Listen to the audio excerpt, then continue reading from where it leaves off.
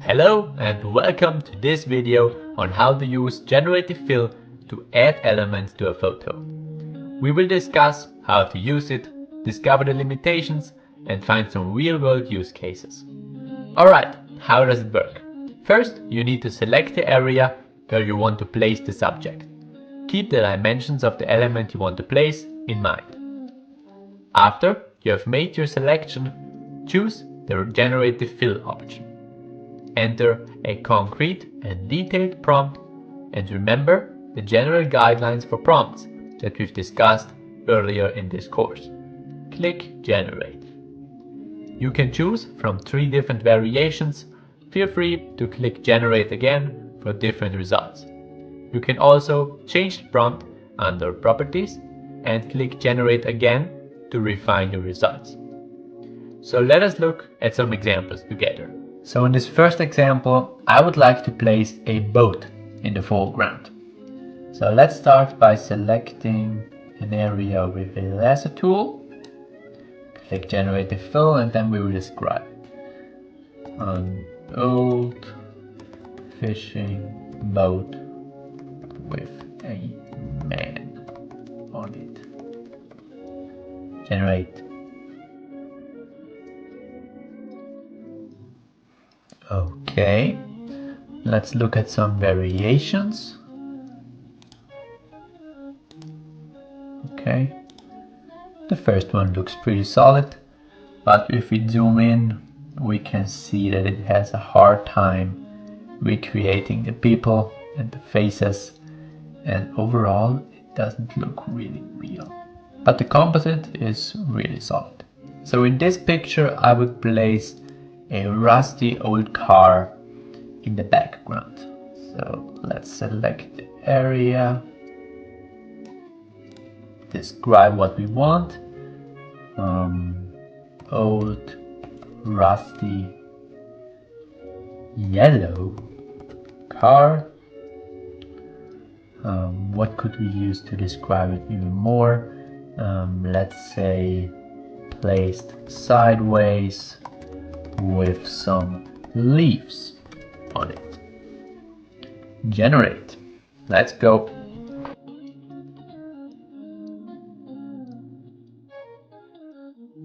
Okay, there we go. Let's look at some variations. This looks pretty awesome.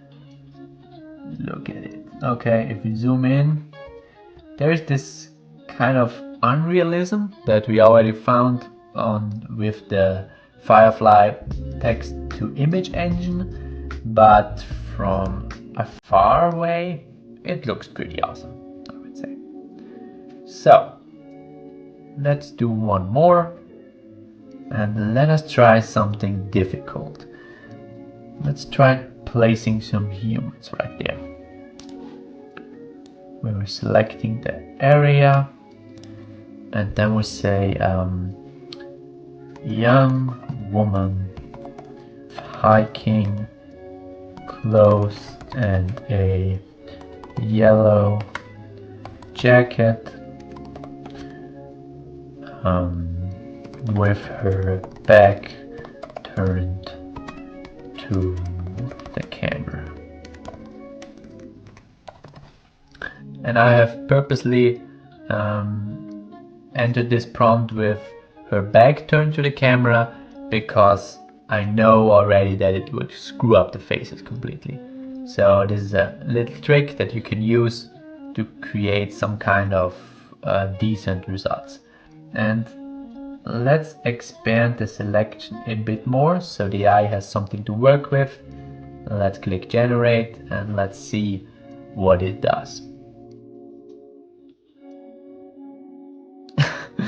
Okay,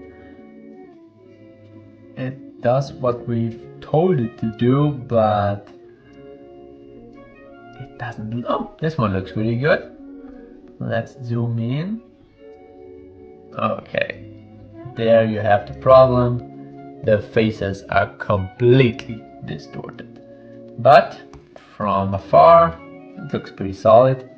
Let's try to create a face that is more realistic.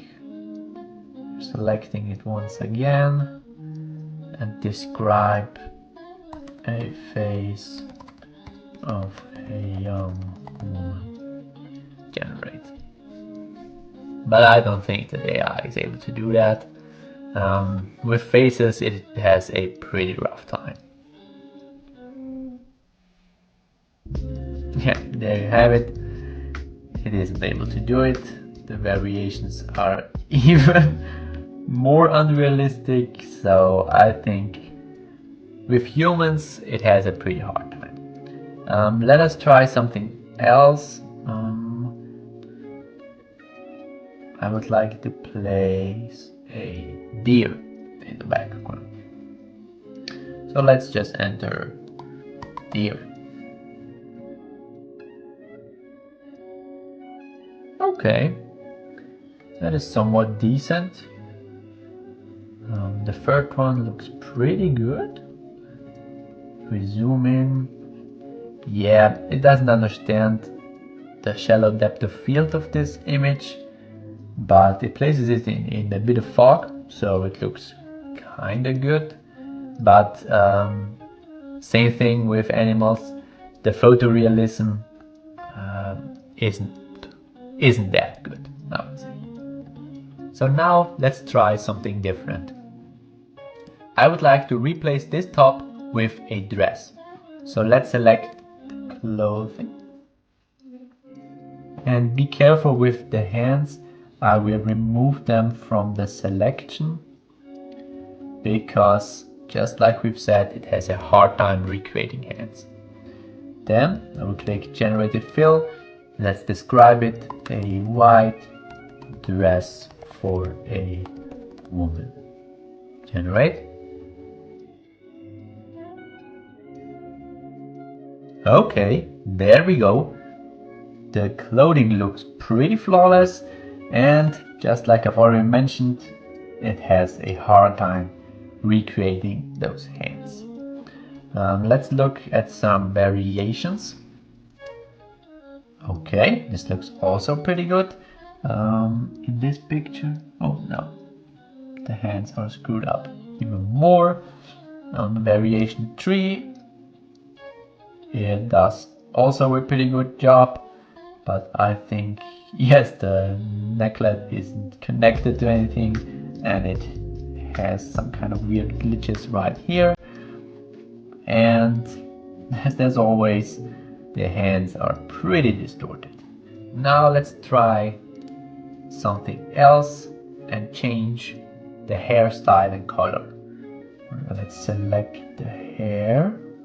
And I will extend it to right here so the AI has something to work with, because we're going to replace it with long hair.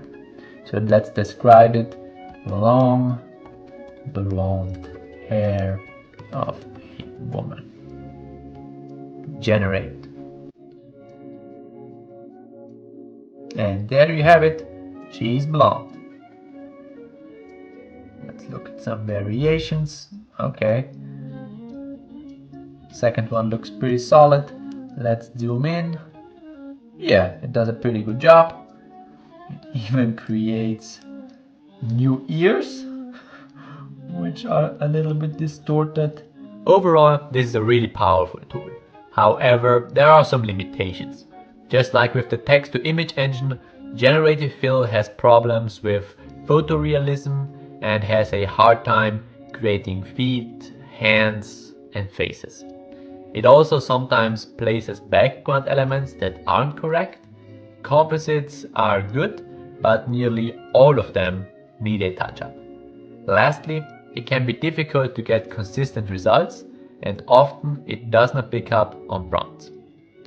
To use Generative Fill effectively, there are some general guidelines to follow. You should experiment with different kinds of synonyms for prompts. Some work better than others. Your prompt should be as detailed as possible. Alter your selection, and it makes often a huge difference. Place hair always as the last element. Be careful with big changes and stay away from faces and hands. With that said, you can use it for background elements such as birds, boats, fog, animals, and people in the distance. Sometimes it can also be useful to change the clothing of your subject and altering the hairstyle and color. So that is all on adding elements. I hope you enjoyed it, and I will see you in the next one.